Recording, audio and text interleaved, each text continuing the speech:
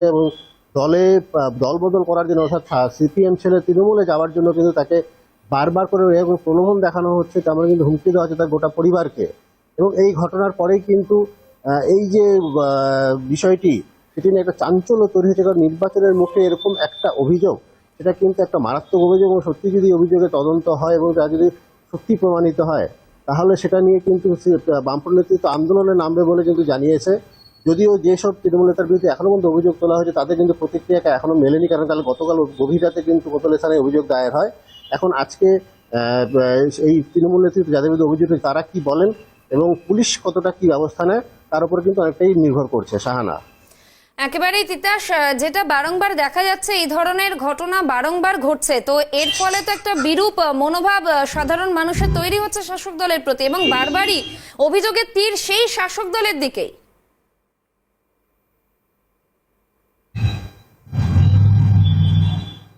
দেখো, এখান থেকে প্রশ্ন উঠেছে যে যখন এই ধরনের কোনো ঘটনা ঘটছে তখনই কেন শাসক দলের বিরুদ্ধে অভিযোগ উঠতে শুরু করেছে। বামফ্রন্ট নেতৃত্ব কিন্তু আরেকটা গুরুতর অভিযোগ তুলেছেন যে সম্প্রতি কিন্তু মমতা বন্দ্যোপাধ্যায় জলপাইগুড়ি সফর শেষ করে দিয়েছেন, তারপর থেকেই কিন্তু এই ধরনের ঘটনা শুরু হয়েছিল। তারা কিন্তু অভিযোগ করছেন, অর্থাৎ তারা কিন্তু প্রকারান্তরে কিন্তু তৃণমূলের সুপ্রিমো তার দিকেও একটা অভিযোগের আঙ্গুল তুলছেন যে তার প্রশ্রয়ে এই ধরনের কোনো ঘটনা ঘটছে কিনা। যদি এখনো পর্যন্ত যেহেতু আমরা তৃণমূল নেতৃত্বে কোনো প্রতিক্রিয়া পাইনি, তৃণমূল নেতৃত্ব কি প্রতিক্রিয়া দেন বা এই ঘটনা সম্পর্কে তারা কি বলেন, সেই জন্য আমাদের অপেক্ষা করতে হচ্ছে। যদিও ইতিমধ্যেই বামফ্রন্ট নেতৃত্ব তারা জোরের সঙ্গে বলেছে যে তাদের সঙ্গে ঘটনা ঘটেছে, তারা ইতিমধ্যে থানায় অভিযোগ দায়ের করেছে, নির্বাচন কমিশনে অভিযোগ দায়ের করার কথাও তারা জানিয়েছে। এবং আজকে তারা কোনো আন্দোলনে যাবে কিনা এই ভোটের মুখে, সেটা নিয়ে কিন্তু তারা আলোচনায় বসবে বলে কিন্তু জানা গিয়েছে। শাহানা, একেবারেই তিতাস, তুমি আমাদের সঙ্গে থাকো। এ বিষয়ে স্থানীয় সিপিআইএম নেতৃত্ব তারা কি বলেছেন শোনাবো আপনাদের।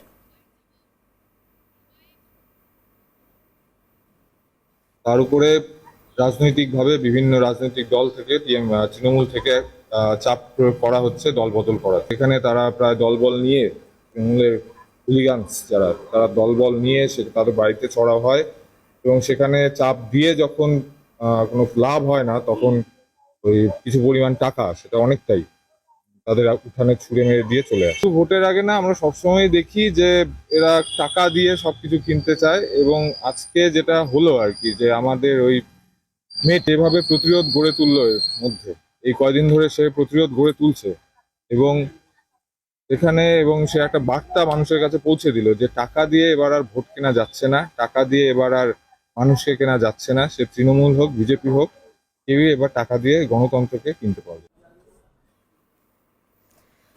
একেবারেই যেমনটা আপনারা দেখছেন যে লোকসভার আগে তৃণমূলের প্রলোভন নিয়ে আবারও প্রশ্ন উঠছে। এ বিষয়ে এসএফআই এর তরফ থেকে কি জানানো হয়েছে শোনাবো আপনাদের। Schedule tribe prevention of atrocities act 1989, সেই হিসেবে একজন আদিবাসী, একজন যে পঞ্চায়েত সদস্যা, তাকে এবং তার পরিবারকে যে ভাষায় কথা বলা হয়েছে, তা গণতন্ত্রের লজ্জা, তা আমাদের ভারতের সংবিধানের লজ্জা। আমাদের কমরেড রবিনা, সে কিন্তু মেরুদণ্ড বিক্রি করেন। যেভাবে শাসক দল তৃণমূল যে টাকাগুলো নিয়ে, ওই যে গরু বাজার থেকে শুরু করে কয়লা বাজারের টাকাগুলো নিয়ে আমাদের কমরেডদের কেনবার চেষ্টা করছে, তার বিরুদ্ধে কিন্তু রুবিনা রুখে দাঁড়িয়েছে। এখানে দাঁড়িয়ে তাই সে কখনো তার ইমানকে বিক্রি করেনি। চা বাগানের শ্রমিকরা পিএফ পাচ্ছেন না, গ্র্যাচুইটি পাচ্ছেন না, মজুরি পাচ্ছেন না, অনাহারে মারা যাচ্ছেন।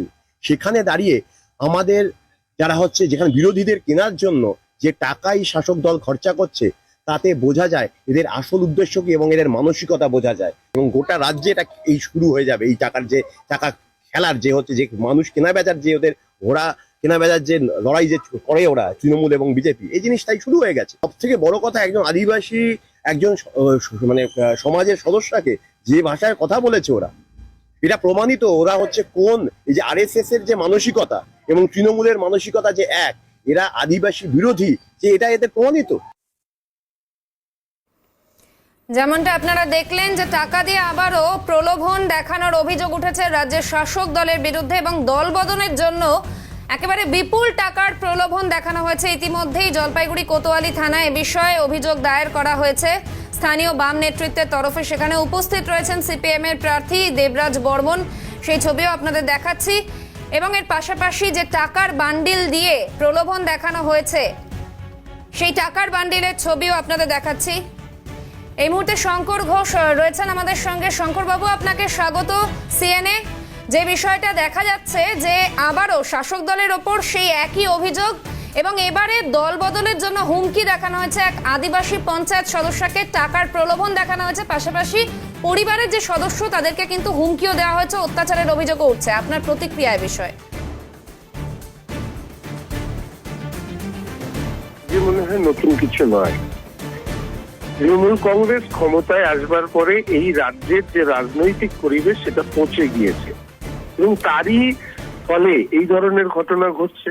মানুষের সমর্থন না থাকার কারণে অর্থ, পেশি শক্তি এবং পুলিশকে ব্যবহার করে বিরোধীদেরকে কবজা করবার শাসক দলের যে এই চেষ্টা সেটা দীর্ঘদিন ধরে চলছে।